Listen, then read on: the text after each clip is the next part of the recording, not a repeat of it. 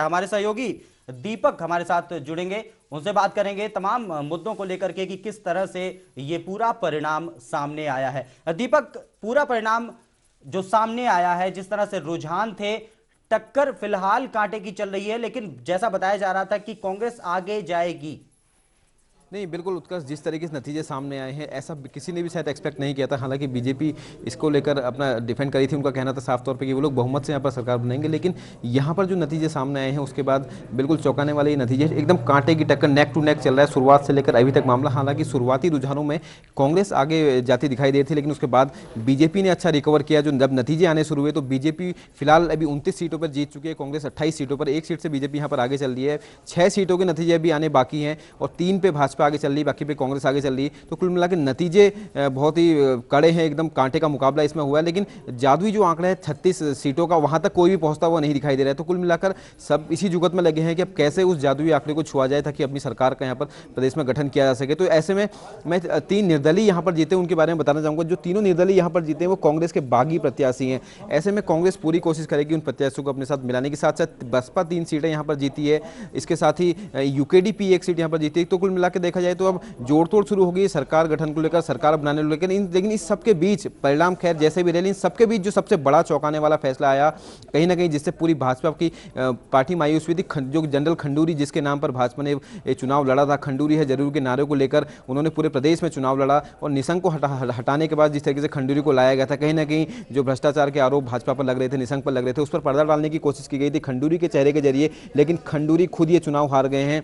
तो शायद ऐसा किसी ने भी एक्सपेक्ट नहीं किया होगा कि खंडूरी इस चुनाव को हारेंगे। लेकिन फिलहाल भाजपा 29 सीटें जीत रही है, फिलहाल भाजपा उससे आगे, कांग्रेस से आगे यहाँ पर है। लेकिन अभी फिलहाल सबसे बड़ी चीज़ वही है कि कौन यहाँ पर सरकार बनाएगा। सबसे बड़ा सवाल यही है, शुरुआत से लेकर आखिरी तक एकदम नेक टू नेक पूरा मामला चल रहा है, कांटे की टक्कर है। भाजपा के लिए सिर्फ खंडूरी ही यहाँ पर नहीं आ रहे, भाजपा के बड़े मंत्री, बड़े नाम यहाँ पर हारे हैं। प्रकाश पंत की मैं बात करूँ, मातवर सिंह कंडारी की बात करूँ, दिवाकर भट्ट की बात करूँ, कुछ ऐसे बड़े नाम है जो यहाँ पर हारे हैं। लेकिन भाजपा ने जो सीटें यहाँ पर गेन की हैं उसमें अगर देखा जाए तो मैदानी क्षेत्रों में जो भाजपा का पहले परिणाम निराशाजनक रहा है, वहाँ पर भाजपा ज़्यादा सीटें यहाँ पर जीती। उधम सिंह नगर जिले की खासतौर पर मैं बात करना चाहूँगा, वहाँ पर भाजपा ने बसपा के गढ़ में सेध लगाते हुए सीटें जीती हैं। इसके साथ साथ हरिद्वार में भाजपा ने 80 सीटें जीती हैं। लेकिन पहाड़ में जहाँ पर उनका जनाधार माना जाता था, पहले उनके पास अच्छी खासी सीटें थी, वहाँ पर भाजपा को नुकसान हुआ है। लेकिन मैदानी क्षेत्रों में अप्रत्याशित रूप से भाजपा को सीटें मिली हैं, जिसकी वजह से भाजपा को बढ़त मिली है। अदरवाइज जो सर्वे और जो आकलन लगातार आ रहे थे, कहीं ना कहीं कांग्रेस को बढ़त की तरफ दिखा रहे थे, सबसे बड़ी पार्टी के रूप में पेश कर रहे थे। लेकिन फिलहाल अभी भाजपा ही सबसे बड़ी पार्टी के रूप में उभर कर सामने आ रही है। हालांकि अंतिम नतीजे अभी नहीं आए हैं, 6 सीटों के नतीजे भी आने बाकी हैं, उसके बाद ही क्लियर हो पाएगा कि कौन किस पार्टी को सबसे ज़्यादा सीटें यहाँ पर मिलती हैं। उत्कर्ष। बिल्कुल दीपक, पूरे जो समीकरण या तस्वीरें निकल करके सामने आई हैं, कांग्रेस को साफ तौर पर दिख रहा है कि बागी प्रत्याशी जो थे उनकी वजह से थोड़ा नुकसान हुआ है। अगर वो साथ में होते, वो नाराज ना हुए होते, तो शायद स्थिति और बेहतर होती कांग्रेस के लिए। सामने भी आया है, जो कांग्रेस के 3 बागी प्रत्याशी जीते हैं उससे साफ तौर पर स्थिति साफ है। इसके साथ साथ कई जगहों पर जहां पर कांग्रेस हारी है या भाजपा के प्रत्याशी वहां पर जीते थे, वहां पर कांग्रेस के बागी प्रत्याशी अच्छे वोट लेकर आए हैं। यानी कहीं ना कहीं टिकट बंटवारे को लेकर जो बात उठ के सामने आई है, सही तरीके से टिकट बटे होते। जो कांग्रेसियों का कहना है कि लगातार आरोप लगा रहे थे कि जो बागी प्रत्याशी जो खड़े हुए हैं, जो जीते, उनका साफ तौर पर कहना था कि उनको टिकट नहीं दिया, वो उसके सही दावेदार थे। तो कहीं ना कहीं उन्होंने जीत के दिखा भी दिया है इस चीज़ को, और यहाँ पर जो बागी प्रत्याशी उनकी भूमिका बड़ी अहम हो गई। इसके साथ साथ जो और बसपा है या यूकेडीपी का एक प्रत्याशी यहाँ पर जीता, उनकी भूमिका अहम हो गई है और उन्हीं की तरफ सबकी निगाहें यहाँ पर है। बिल्कुल दीपक, अगर बात की जाए, बाकी 6 परिणाम अभी आने और बचे हुए हैं, ये परिणाम भी आ जाएं, स्पष्ट बहुमत किसी को मिलता हुआ फिलहाल नजर नहीं आ रहा है। और सीटें बटेंगी, निश्चित रूप से इसमें सीटें बट भी सकती हैं। तो ऐसे में स्पष्ट बहुमत नहीं मिला तो बीजेपी के लिए किस तरह का रास्ता आगे तैयार होगा?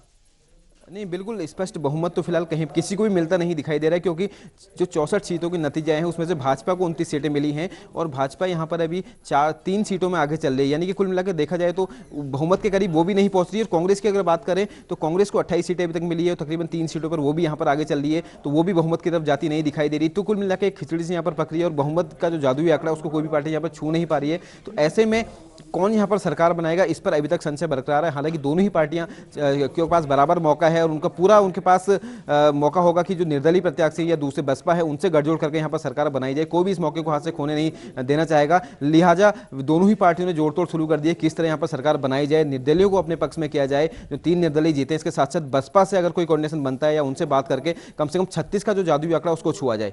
उत्कर्ष। बिल्कुल, यहाँ पर दीपक अगर देखा जाए कांग्रेस ने पिछली बार के चुनावों से बढ़त तो बनाई ही है निश्चित रूप से, और इस बढ़त के लिए जिम्मेदार किसे माना जाएगा? किस किस क्या ऐसा रहा जनता ने इस बार कुछ सीटें ज्यादा दी हैं कांग्रेस को? नहीं उत्कर्ष, जो चीज़ मुझे समझ के आई, जो हम लोग चुनाव में लोगों से बात करी, लोगों की नब्ज टटोली, भाजपा ने खंडूरी है जरूरी के नारे को लेकर पूरा चुनाव लड़ा था, खंडूरी को प्रोजेक्ट किया था। खंडूरी पहले यहाँ पर मुख्यमंत्री थे, उनको हटाकर निशंक को यहाँ पर लाया गया, फिर खंडूरी को वापस लाया गया। तो लोगों के पास एक ही सवाल था, वाकई में भाजपा जो खंडूरी है जरूरी के नारे के साथ चुनाव लड़ रही थी, कि वाकई में अगर खंडूरी जरूरी है तो उनको हटाया क्यों? कहीं ना कहीं भाजपा से लोगों का मोह भंग हुआ है और भाजपा को यहाँ पर सीटों का नुकसान हुआ है, यहाँ पर जो साफ नजर आ रहा है। कांग्रेस को इसका सीधा फायदा हुआ है। तो कुल मिलाकर देखा जाए तो एक और फैक्टर की यहाँ पर मैं बात करना चाहूंगा, जब अन्ना और रामदेव ने यहाँ पर प्रचार किया था, तो उसको अन्ना और रामदेव ने यहाँ पर जब प्रचार किया था तो उसको लेकर भाजपा को बड़ी उम्मीदें थी कि उसका फायदा उनको यहाँ पर मिलेगा, लेकिन उसका फायदा यहाँ पर उनको बिल्कुल मिलता हुआ नहीं दिखाई दे रहा है। और कांग्रेस के जो प्रत्याशी हैं उनको कहीं ना कहीं इसका प्रत्यक्ष रूप से फायदा मिला है। लोगों ने उस मुद्दे को पकड़ा, उनकी पार्टी विशेष वाली बात को नहीं पकड़ा, उनके उस मुद्दे को पकड़ा, यानी कि भ्रष्टाचार के मुद्दे को, काले धन के मुद्दे को पकड़ा, और उसी को लेकर लोगों ने वोट किया है। और भाजपा के जो मंत्री थे या भाजपा के जो 5 साल के कार्यकाल के दौरान भाजपा पे जो आरोप लगे थे, निशंक पे जो आरोप लगे थे, कहीं ना कहीं लोगों के जेहन में वो चीज भी थी।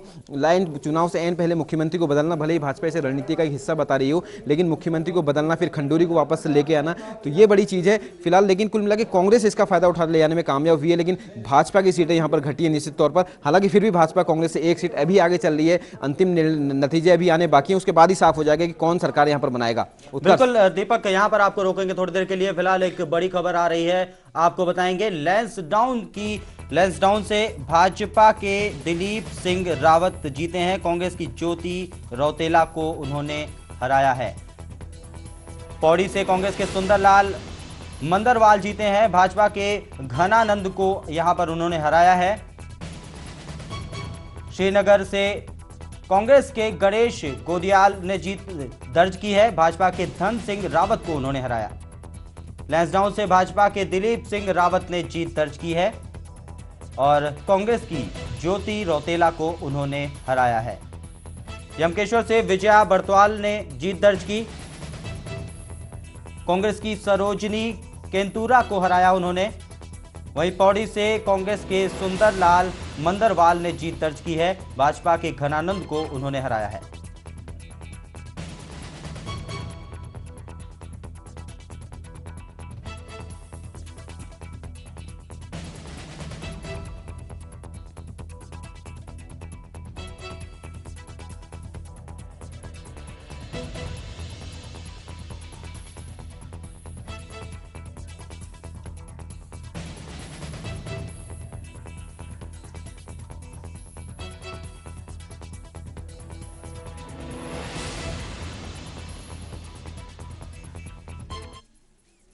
तो तमाम तरह की तस्वीरें लगातार सामने आती जा रही है। हमारे संवाददाता फोन लाइन पर जुड़ चुके हैं रतन नेगी, रतन से बात करेंगे। रतन, क्या जो तस्वीरें सामने आ रही हैं इसके बाद कांग्रेस सबसे बड़ी पार्टी के रूप में, हालांकि अभी स्पष्ट नहीं हो पाया है, लेकिन पहले से काफी ज्यादा सीटें उसने अपने हिस्से में की हैं, और अब क्या सरकार बनाने के लिए, सरकार बनाने की स्थिति में आने पर बसपा से कुछ सहयोग मांगा है?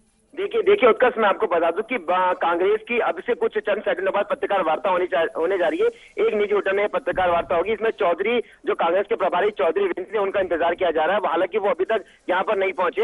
यहाँ पर कांग्रेस के प्रदेश अध्यक्ष यशपाल आर्य सहित विजय मोहगना और 85 यहाँ के देहरादून जिले के जो जीते वो यहाँ पर मौके पर पहुंचे हैं। उत्कर्ष, मैं आपको बताना चाहूंगा कि जिस तरह से आपने कहा कि हाँ ये बात बिल्कुल सही है कि अभी पूरा रिजल्ट क्लियर नहीं हो पाया, लेकिन जो सूत्र बता रहे हैं कि 32 सीटें कांग्रेस लाने जा रही है, सूत्रों द्वारा जानकारी मिल रही है। हालांकि पूरा कंफर्म नहीं है 32 सीटों का, तो कांग्रेस ये पत्रकार वार्ता करके दावा कर सकती है सरकार बनाने का। लेकिन उत्कर्ष, मैं इसमें बता दूंगा, जो आपने कहा बसपा से समर्थन मांगेगी, उत्कर्ष, इससे पहले आपको बताना चाहूंगा कांग्रेस ने जिनको अपना हराव प्यादा समझा था, वो लोग चुनाव के मैदान में जीत कर आए, जिनमें से दिनेश नाम है, मंत्री प्रसाद नेतानी टिकट की मांग कर रहे थे, उन्हें देव प्रयास से टिकट नहीं दिया गया था। रोते रोते उन्होंने इस बात को स्वीकारा भी था, और वही बात मंत्री प्रसाद नेतानी जीते भी, दुर्गा पाल हैं वो जीत कर आए। तो कांग्रेस बसपा के बाद जाने से पहले जो उनके अपने थे, जो बागी हुए थे, जो टिकटों की मांग कर रहे थे, वो जीत के आए हैं, पहले उनके बार पर जाना चाहेगी कांग्रेस, पहले उनको अपने साथ जोड़ना चाहेगी। अगर किसी वजह से वो नहीं जुड़ पाए या उनसे बात नहीं बन पाई कांग्रेस की, तब जाके कांग्रेस बसपा से समर्थन मांगने की बात कर सकती है। बिल्कुल रतन, जिस तरीके से अभी रुझान और परिणाम भी सामने आ गए हैं, 29 सीटों पर अगर बीजेपी है तो 29 सीटों पर ही कांग्रेस भी पहुंच गई है। दोनों की सीटें इस समय बराबर हैं। टक्कर कांटे की लगातार चलती आई है। दोपहर के वक्त में बीजेपी थोड़ा सा भारी जरूर पड़ती हुई दिखाई दी थी, लेकिन फिलहाल दोनों में कांटे की टक्कर दिखाई दे रही है। ऐसे हाल में 65 सीटों का रुझान भी आ चुका है, 5 सीटें सिर्फ बची हुई हैं। कांग्रेस के लिए कितना मुश्किल सफर है अब ये? तौर पर कहना चाहूंगा कि कांग्रेस के लिए ये कांग्रेस और भाजपा के लिए कांटे की टक्कर है। सुबह से कांग्रेस की भाजपा की कांटे की टक्कर चल रही थी, लेकिन जिस तरह से उत्कर्ष कांग्रेस ने दावा किया था, जो एग्जिट पोल के तमाम थे वो एग्जिट पोल धरे के धरे रह गए। वहाँ एग्जिट पोल की इस बार भी भविष्यवाणी बिल्कुल सही नहीं हो पाई। कांग्रेस को जहां बहुमत 43-45 तक की बात कर रहे थे, भाजपा को 45 की बात कर रही थी, वो एग्जिट पोल धरे के धरे रह गए। उत्कर्ष, मैं बताना चाहूंगा कि जो अब आपने ये बात कही कि इतनी सीटें कांटे की टक्कर है, इसमें कहीं ना कहीं कांग्रेस की गुटबाजी अब सामने निकल कर आ रही है, क्योंकि प्रदेश में जो कांग्रेस का जो माहौल बना था 5 साल से, जो लगातार भ्रष्टाचार की बात कांग्रेस बीजेपी पे लगातार प्रहार कर रही थी, कांग्रेस इस बार को बुना नहीं पाई। और बुना शायद इसलिए नहीं पाई कि कांग्रेस में जो टिकटों का बंटवारा हुआ था, जो कांग्रेस में अभी इस बार का मंथन चल रहा है, जो बड़े कांग्रेस के दिग्गज नेता, चाहे वो यशपाल आर्य हो, विजय बागड़ा हो या चौधरी बीरेंद्र सिंह हो समेत कई ऐसे दिग्गज नेता हैं जो टिकटों का बंटवारा किया गया था, इसको लेकर मंथन जुट गए कि जो उनके जिताऊ प्यादे थे उनको अपना हराऊ प्यादा समझ करके उन्हें टिकट नहीं दिया, और यही वजह रही कि जिन्हें टिकट नहीं दिया वही प्रत्याशी जीत कर बाहर निकले। कहीं ना कहीं टिकटों में अगर उसका साफ तौर पर कहा जाए कि टिकटों के बांटने में खरीद फरोख्त हुई है, पैसों में टिकट दिया गया है, वरना उसका ये कहने में कोई गलत बात ना होगी कि कांग्रेस 40 सीट से ऊपर ला सकती थी, पूर्ण रूप से 36 का जादुई आंकड़ा छू करके अपनी सरकार बना सकती थी। लेकिन यहाँ पर सारी बात यही आ रही कि टिकटों के बंटवारे में कहीं ना कहीं दाल में कुछ काला हुआ है, या पूरी दाल ही काला कही जाए, जिस वजह से ये परिणाम है। वरना ये कांग्रेस भले ही कांग्रेस पूर्ण बहुमत में नहीं आ रही हो, सरकार बनने का दावा कर रही हो, लेकिन अगर उत्कर्ष कांग्रेस में टिकटों का बंटवारा सही होता तो कांग्रेस 36 का जादुई आंकड़ा भी छूती और पूर्ण बहुमत से सरकार भी बनाती। बिल्कुल रतन, बहुत बहुत शुक्रिया तमाम बातचीत के लिए। तो लगातार परिणाम सामने आते जा रहे हैं, 65 सीटों के परिणाम सामने आ चुके हैं। कांग्रेस भी 29 पे पहुंच चुकी है, बीजेपी 29 पर पहुंच चुकी थी, पहले ही पहुंच चुकी थी। अब दोनों में जो लगातार कांटे की टक्कर चल रही थी वो अभी भी जारी है। 5 सीटें आगे आने वाली क्या कुछ कहने वाली हैं, किस तरह का आदेश मिलने वाला है प्रत्याशियों को, नेताओं को, ये सब कुछ थोड़ी ही देर में बस सब सामने आ जाएगा। एक बार फिर से जुड़ेंगे हमारे सहयोगी दीपक के साथ में, उनसे बात करेंगे और विस्तार से बात करेंगे। दीपक, 29 सीटें बराबर हो गई हैं, बीजेपी और कांग्रेस दोनों की टक्कर लगातार कांटे की बनी हुई है। मुकाबला है उत्तराखंड के इतिहास में अगर बात करें, भाजपा और कांग्रेस में इस तरह की टक्कर कभी भी नहीं हुई। या तो भाजपा बहुत पीछे रही है, कांग्रेस बहुत आगे रही है, हर बार ऐसा देखने को मिला है। लेकिन आज अगर देखें तो 29 सीटें बराबर मिली हैं। फिलहाल अभी तक जीते हैं दोनों पार्टियां 65 सीटों में से। हालांकि 5 सीटों के परिणाम मैंने अभी आने बाकी हैं, लेकिन उस 5 सीटों में भी भाजपा 3 सीटों पर आगे चल रही है और कांग्रेस 2 सीटों पर आगे चल रही है। ऐसे में अगर देखा जाए तो भाजपा 1 सीट की बढ़त बनाए हुए है पूरे इस चुनाव में, क्योंकि अंतिम निर्णायक दौर पर काउंटिंग पहुंच चुकी है। ऐसे में भाजपा 32 सीटों के आसपास पहुंचती हुई दिखाई दे रही है, कांग्रेस 31 पे सिमटती हुई दिखाई दे रही है और बसपा 3 सीट ऑलरेडी जीत चुकी है। यूकेडीपी की बात करें, 1 सीट उसे मिली है और 3 जगह पर निर्दलीय जीते हैं। जो तीनों के तीनों जो निर्दलीय जीते हैं वो कांग्रेस के बागी प्रत्याशी हैं, यानी कि जो बाकी जितने निर्दलीय इस बार खड़े हुए थे चुनाव में उनको सफलता हाथ नहीं लगी है। कुल मिलाकर लोगों ने राष्ट्रीय दलों पर यहां पर भरोसा जताया, भाजपा, कांग्रेस और बसपा पर। लेकिन तस्वीर बहुत ज्यादा साफ अभी तक नहीं हो पा रही कि प्रदेश में अगली सरकार कौन बनाएगा, क्योंकि जिस तरह के समीकरण अभी तक सामने आ रहे हैं, जिस तरह की स्थिति सामने आ रही है, उससे जो 36 का जादुई आंकड़ा है उस तक पहुंचना किसी भी पार्टी के लिए आसान नहीं दिख रहा है। भाजपा की अगर बात करें, 32 सीटों पर भाजपा जा सकती है, जो 3 पर वो आगे चल रही है। अगर वो तीनों सीट जीतती है तो 32 पर अगर भाजपा जाती है तो 4 सीटें भाजपा को यहां पर जरूरत होगी। ऐसे में या तो भाजपा बसपा से हाथ मिला सकती है, या फिर जो 3 बागी प्रत्याशी कांग्रेस के जीते हैं निर्दलीय के रूप में, उनसे भी भाजपा संपर्क कर सकती है। यूकेडी का एक प्रत्याशी यहां पर जीता है तो कहीं ना कहीं वो भी भाजपा में आ सकता है। जैसे पिछली बार हमने देखा था भाजपा का सीटें कम पड़ी थी तो दिवाकर भट्ट यूकेडी से जो जीते थे वो भाजपा में शामिल हो गए थे। हालांकि इस बार दिवाकर भट्ट यहां पर हार गए हैं, लेकिन कुल मिलाकर देखा जाए तो भाजपा के खिलाफ एक माहौल पूरे प्रदेश में देखने को मिला, क्योंकि कुमाऊं और गढ़वाल में जो पहाड़ी क्षेत्र है वहां पर भाजपा लगातार सीटें हारी हैं। बहुत कम सीटें वहां पर भाजपा जीती है पिछले साल की अपेक्षा अगर हम लोग बात करें, लेकिन मैदानी इलाकों में भाजपा इस बार ज्यादा सीटें जीती हैं, जो कहीं ना कहीं बसपा के गढ़ में भाजपा ने सेंध लगाई है और बसपा से 5 सीटें यहां पर भाजपा ने छीनते हुए अपने खाते में डाली हैं। और बहुत चौंकाने वाले हैं, भाजपा ने भी शायद उम्मीद नहीं की होगी कि मैदानी क्षेत्रों में हरिद्वार और उधम सिंह नगर जिले में जो सीटें वो लोग जीते हैं उनको इतनी सीट जीतने की उम्मीद बिल्कुल भी नहीं होगी। लेकिन भाजपा इस ओर से भी हैरान है, आम लोग भी हैरान है, जो भाजपा के जो दिग्गज नेता थे, जो मंत्री थे, मातवर सिंह कंडारी की मैं बात करूं, प्रकाश पंत की मैं बात करूं, दिवाकर भट्ट की मैं बात करूं, इसके अलावा और कई कद्दावर नेता जो भाजपा के हैं जो इस चुनाव में हार गए। यानी कि कुल मिला के देखा जाए एक चीज और है, कहीं ना कहीं निशंक की चुनाव को जीते हैं। निशंक पर आरोप लगे थे, उनको हटाया गया था, खंडूरी को वापस यहां पर लाया गया था, लेकिन भाजपा के कई मंत्री इस चुनाव को हारे हैं। ऐसे में भाजपा के लिए आत्ममंथन करने वाली ये बात जरूर है कि उनके जिस व्यक्ति को प्रोजेक्ट करके उन्होंने इस चुनाव को लड़ा था, खंडूरी है जरूर, यानी कि मुख्यमंत्री बीसी खंडूरी, जिसको सीएम बनाने का भाजपा ने दावा किया था चुनाव के बाद, और उन्हीं को प्रोजेक्ट करके चुनाव लड़ा था, वही इस चुनाव को हार गए हैं 4718 वोटों के अच्छे खासे अंतर से हारे। मैं बता दूं कि उत्तराखंड में देखा जाए तो छोटी विधानसभाएं हैं, आमतौर पर जीत 1000 या 2000 या 2500 वोटों के आसपास होती है, लेकिन खंडूरी यहां पर तकरीबन 4500 से ज्यादा वोटों से हारे हैं। तो कहीं ना कहीं बहुत बड़ा सवाल भाजपा के सामने है, अगर भाजपा सरकार बनाने की स्थिति में आती भी है, क्योंकि खंडूरी को उन्होंने एज ए मुख्यमंत्री यहां पर प्रोजेक्ट किया था, लोगों के सामने पेश किया था। निशंक की जगह पर निशंक के जो भ्रष्टाचार थे उन पर पर्दा डालने के लिए खंडूरी के चेहरे का सहारा उन्होंने लिया था कहीं ना कहीं। लेकिन अब भाजपा बड़ी दुविधा में होगी, अगर वो जोड़ तोड़ करके किसी तरह निर्दलीय को अपने साथ मिला के या बसपा से हाथ मिला के सरकार बना भी लेती है, तो भाजपा मुख्यमंत्री किसे बनाएगी, क्योंकि खंडूरी चुनाव हार चुके हैं। ऐसे में भाजपा के पास एक नाम जो चर्चाओं में चल रहा था, प्रकाश पंत, वो चुनाव हार चुके हैं। त्रिवेंद्र सिंह रावत की बात कर रहे थे, हालांकि बहुत ज्यादा बड़ा नाम यहां के लिए नहीं है, लेकिन कहीं ना कहीं उनका नाम उछला था बीच में, तटस्थ वो माने जाते हैं, लेकिन वो तक यहां पर चुनाव हार गए हैं। ऐसे में बड़ा सवाल वही है कि अगर भाजपा सरकार बनाने की स्थिति में आती है तो उस केस में क्या भाजपा वापस निशंक की ताशपोशी यहां पर करेगी, तो कई सारे सवाल खड़े उठेंगे उसको लेकर भाजपा पर। तो भाजपा के लिए यह मंथन करना बहुत जरूरी है वाकई में कि आखिर अगला स्टेप उसका क्या होगा। लेकिन फिलहाल जोड़ तोड़ में सभी लोग लगे हैं कि किसी तरीके से सरकार बनाने के लिए बहुमत का जो जरूरी आंकड़ा है उसको जुटाया जाए, और साथ साथ इस पर काम किया जाए कि मुख्यमंत्री की कुर्सी किसे सौंपी जाए। एक चीज और मैं कहना चाहूंगा, कांग्रेस की बात करना चाहूंगा, कांग्रेस बहुत ज्यादा पीछे नहीं है भाजपा से, सिर्फ एक सीट पीछे है। अगर जो 29 सीट वो जीत चुकी है, 2 सीटों पर आगे चल रही है, अगर वो दोनों सीट वो जीत जाती है, निर्णायक बढ़त उसकी कायम रहती है नतीजों के आने तक, तो निश्चित तौर पर कांग्रेस भी पूरा प्रयास करेगी कि यहां की सत्ता में कायम होने के लिए। ऐसे में कांग्रेस के लिए थोड़ा आसान ये रहा इसलिए होगी क्योंकि जो 3 निर्दलीय प्रत्याशी से जीते हैं वो कांग्रेस के बागी प्रत्याशी हैं, तो ऐसे में कहीं ना कहीं कांग्रेस को थोड़ा आसानी होगी उनको अपने पास लाने के लिए। कहीं ना कहीं मंत्री पद की बात करके या दूसरे लालच देके कांग्रेस उनको अपने पास ला सकती है। इसके साथ साथ यूकेडी से कांग्रेस बात कर सकती है, तो ऐसे में फिर भी कांग्रेस 35 तक पहुंचती है, तो कहीं ना कहीं बसपा से भी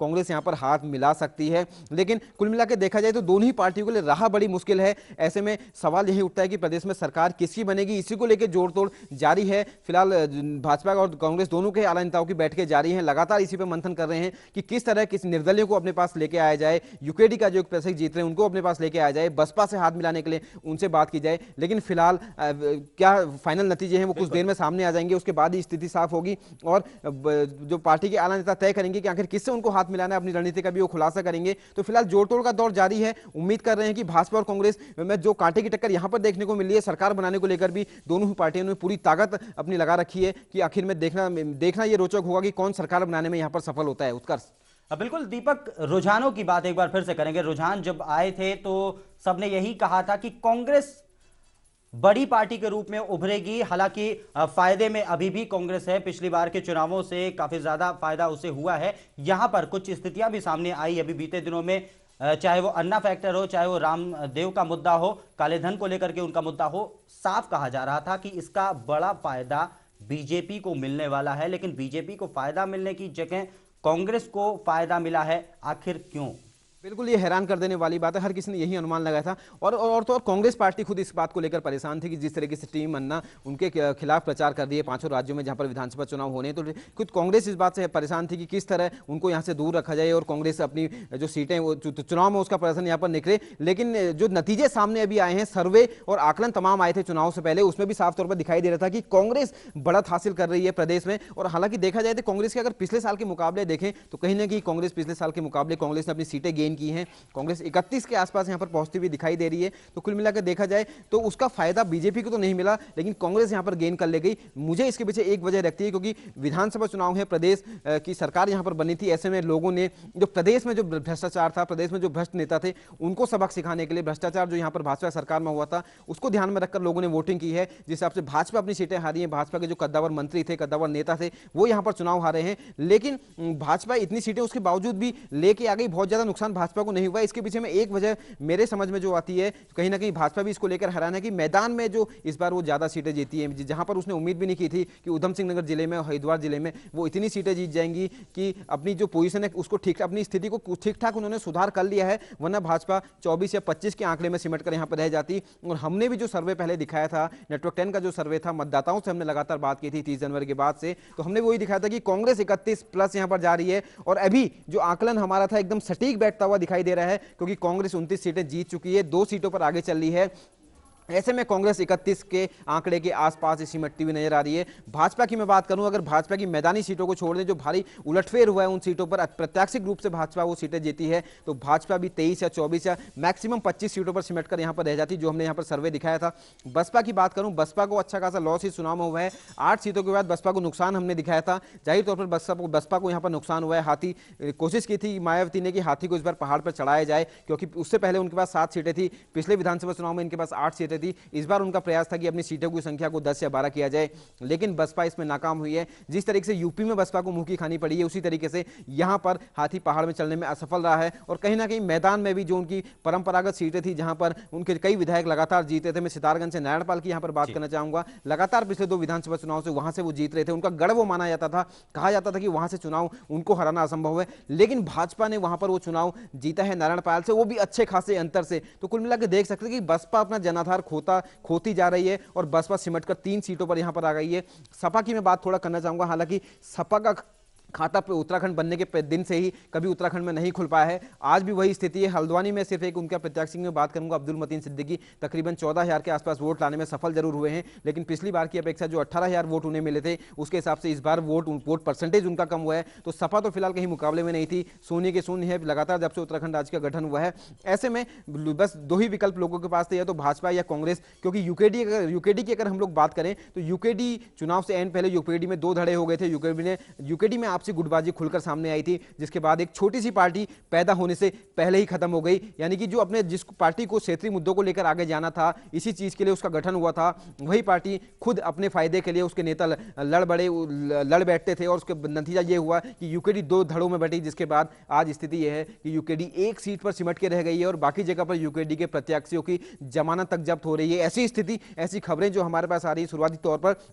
लेकिन एक चीज और जोड़ना चाहूंगा, टीपीएस रावत की मैं बात करना चाहूंगा, उत्तराखंड रक्षा मोर्चा का उन्होंने गठन किया था, बड़ी संख्या में सैनिक उनके साथ जुड़े थे, तो माना जा रहा था कि टीपीएस रावत, जो उत्तराखंड में सैनिक बहुत ज्यादा है, उनकी सैनिक मतदाता बहुत ज्यादा थे, उनके सहारे कुछ एक सीटें जीतने में सफल होंगे, नहीं तो कम से कम अपनी एक सीट वो यहां पर बचा लेंगे जो वहां से वो लड़ रहे थे।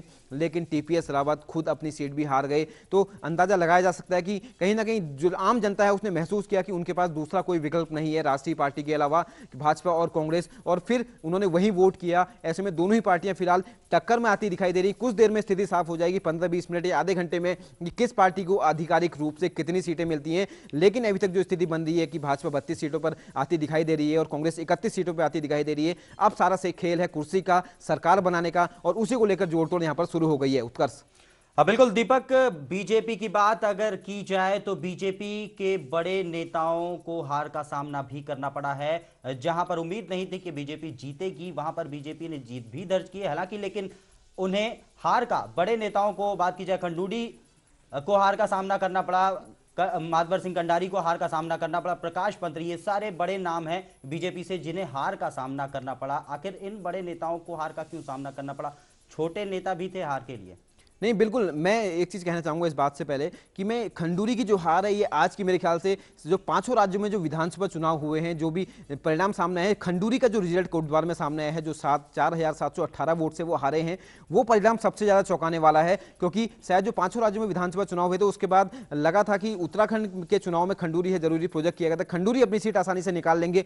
अन्ना ने जब आंदोलन किया था खंडूरी को लेकर, उन्होंने बयान दिया था कि खंडूरी को ईमानदार व्यक्ति उन्होंने बोला था, सिर्फ एक आदमी पर के विषय में उन्होंने ये बात कही थी। तो ऐसे में किसी को नहीं लगता था कि ये खंडूरी आज का चुनाव ये हार जाएंगे, लेकिन सबसे चौंकाने वाला परिणाम 5 राज्यों में कोटद्वार सीट का है, जहां पर भाजपा ने जिस व्यक्ति को बतौर मुख्यमंत्री प्रोजेक्ट किया था, जिसके बलबूते पूरी चुनावी जंग लड़ी थी, उसके होर्डिंग, बैनर, पोस्टर पूरे उत्तराखंड में लगाए गए, पूरे उत्तराखंड में उनके दौरे कराए गए, हर सीट पर, अपनी सीट पर वो बहुत ज्यादा ध्यान नहीं दे पाए, जिसकी वही व्यक्ति चुनाव हार जाता है। तो कहीं ना कहीं बहुत बड़ा सवाल है भाजपा के लिए, और भाजपा को इस पर मंथन करना होगा। आखिर खंडूरी जिस व्यक्ति को प्रोजेक्ट करके चले थे, जिस सीट को वो सेफ समझते थे उनका शायद सोचना था कि ये सीट तो हम जीत ही जाएंगे, वही सीट उनके हाथ से निकल गई। तो बहुत बड़ा फैक्टर है इसमें। एक चीज मैं जोड़ना चाहूंगा उनकी हार को लेकर कि कोटद्वार में मतदान से 2 दिन पहले बड़ा बवाल हुआ था। कांग्रेसियों ने आरोप लगाया था कि भाजपा कार्यकर्ता वहां पर शराब बांटते हैं, उसको लेकर जबरदस्त बवाल हुआ था, लाठीचार्ज हुआ था, भाजपा और कांग्रेस में जुबानी जंग काफी तेज हुई थी। तो कहीं ना कहीं उसका भी थोड़ा बहुत असर मैं कह सकता हूं यहां पर हो सकता है पड़ा हो। कहीं ना कहीं मतदाता हर चीज को ध्यान में रखते हैं, भले ही आरोप झूठे हो या सही हो, लेकिन मतदाताओं के दिमाग में ये बात रहती है। और कहीं ना कहीं देखा जाए तो यही एक वजह नहीं है, इसके अलावा कई और वजह भी है जो खंडूरी की हार का कारण बन सकती है। पोस्टल बैलेट की मैं यहां पर बात बहुत जरूर करना चाहूंगा। पूरे प्रदेश में इस बार तकरीबन 25,000 पोस्टल बैलेट बैरंग आ गए थे, जिसको लेकर खुद खंडूरी ने दिल्ली में निर्वाचन आयोग से शिकायत की थी कि उस मामले की जांच कराई जाए, आखिर क्यों बैरंग लौट गए ये पोस्टल बैलेट। क्योंकि भाजपा को बहुत ज्यादा आस थी उन पोस्टल बैलेट से, अगर वो 25,000 पोस्टल बैलेट शायद बैरंग नहीं लौटते तो शायद भाजपा पूर्ण रूप बहुमत की स्थिति में यहां पर होती और खंडूरी भी शायद अपनी सीट यहां पर नहीं हारते। लेकिन बहुत बड़ी भूमिका पोस्टल बैलेट की थी। क्यों भाजपा के अंदर इसको लेकर बौखलाहट नजर आ रही थी, आज वो चीज समझ में आती है। क्योंकि भाजपा पोस्ट जो सैनिक वोट है, शुरू से जो उत्तराखंड का इतिहास रहा है, बहुतायत मात्रा में यहां पर सैनिक वोट है, पोस्टल बैलेट है, और वही वोट भाजपा को यहां पर लगातार मिलते रहे हैं। भाजपा के परंपरागत वो वोट रहे हैं। लेकिन इस बार तकरीबन 25,000 की वो संख्या है जो अलग अलग सीटों से जो वो पोस्टल बैलेट वापस लौट गए। तो बड़ा ये प्रश्न है कि क्यों भाजपा इसको लेकर बौखला रही थी। आखिर में पोस्टल बैलेट वापस आ रहे हैं, इसको लेकर हो हल्ला मचा था, कांग्रेस पर लगातार आरोप प्रत्यारोप कर रही थी। तो यहां पर अब चीज समझ में आती है कि भाजपा के कई बड़े नेता हारे हैं, खंडूरी अपनी सीट तक नहीं बचा पाई, जो आज की सबसे बड़ी खबर है। तो पोस्टल बैलेट अगर आते शायद स्थिति कुछ और होती। भाजपा भी शायद यही सोच रही होगी, लेकिन अब भाजपा के पास आत्ममंथन करने के अलावा दूसरा कोई रास्ता नहीं है। क्योंकि खंडूरी चुनाव हार गए हैं, उनके मंत्री प्रकाश पंत चुनाव हार गए हैं, उनके मंत्री मातोर सिंह कंडारी चुनाव हार गए हैं, उनके मंत्री त्रिवेंद्र सिंह रावत चुनाव हार गए हैं, उनके मंत्री दिवाकर भट्ट चुनाव हार गए हैं। बहुत बड़ा सवाल है भाजपा के जो 5 साल का यहां पर राज रहा है कि आखिर भाजपा के 5 बड़े मंत्री, उसके साथ साथ जो मुख्यमंत्री का दावेदार था, जो यहाँ प्रदेश का मुख्यमंत्री था, जिसकी छवि ईमानदार मुख्यमंत्री के रूप में भाजपा हमेशा से बताती रही, आखिर वो क्यों चुनाव हार गया। लेकिन भाजपा ठीक ठाक सीटें जीतकर यहाँ पर ले आई है। जैसा सर्वे था, जैसा आकलन था, जैसी खबरें निकल कर आ रही थी, जैसी हमने लोगों से नब्ज टटोली थी, तो बड़ा सवाल भाजपा के सामने है इन परिणामों को लेकर, खासतौर पर कोटद्वार का सीट का जो परिणाम आया है उसको लेकर। उत्कर्ष बिल्कुल दीपक, जिस तरह से कयास लगाए जा रहे हैं, कुछ सीटों के परिणाम आने के अभी बाकी हैं, और जिस तरह से कयास लगाए जा रहे हैं कि 32 सीटों पर भाजपा काबिज हो सकती है, इसके साथ ही 31 सीटों पर कांग्रेस काबिज हो सकती है। लेकिन इन कयासों को देखा जाए, भाजपा भले ही 32 सीटें पा जाए, कांग्रेस 31 पे रहे, और इसके साथ ही बड़ी पार्टी के तौर पर प्रदेश की भाजपा अपना नाम रखे, लेकिन सरकार भी बना ले, तमाम सारी बातें। लेकिन क्या इन परिणामों को, इन तस्वीरों के साथ अगर बीजेपी प्रदेश में आती है एक बार फिर से, तो उसे बीजेपी की हार कहा जाएगा या जीत? मैं इससे पहले एक बात अपनी इस बात से शुरू करना चाहूंगा। खंडूरी है जरूरी का नारा भाजपा ने दिया था, लेकिन जनता ने बता दिया कि प्रदेश में भाजपा जरूरी है, खंडूरी जरूरी नहीं है। कुल मिला के खंडूरी को जनता ने निकाल दिया। जो आज के नतीजे आए हैं, मैं तो खैर यही समझता हूं। लेकिन फिर भी अगर भाजपा सरकार बनाने की स्थिति में आती है, किसी तरह जुगाड़ कर 36 का जो जादुई आंकड़ा है, भाजपा उस तक पहुंच भी जाती है, तो बड़ा सवाल यही होगा उसको 5 साल तक चलाना। पहली बात, क्योंकि 3 निर्दलीय हैं, 1 यूकेडीपी का है, भाजपा को 4 सीटें यहां पर चाहिए। अगर भाजपा चारों लोगों को मना भी लेती है मंत्री पद का लालच देकर, बिल्कुल दूसरे प्रलोभन देकर, आपसे बातचीत को हम लगातार जारी रखेंगे।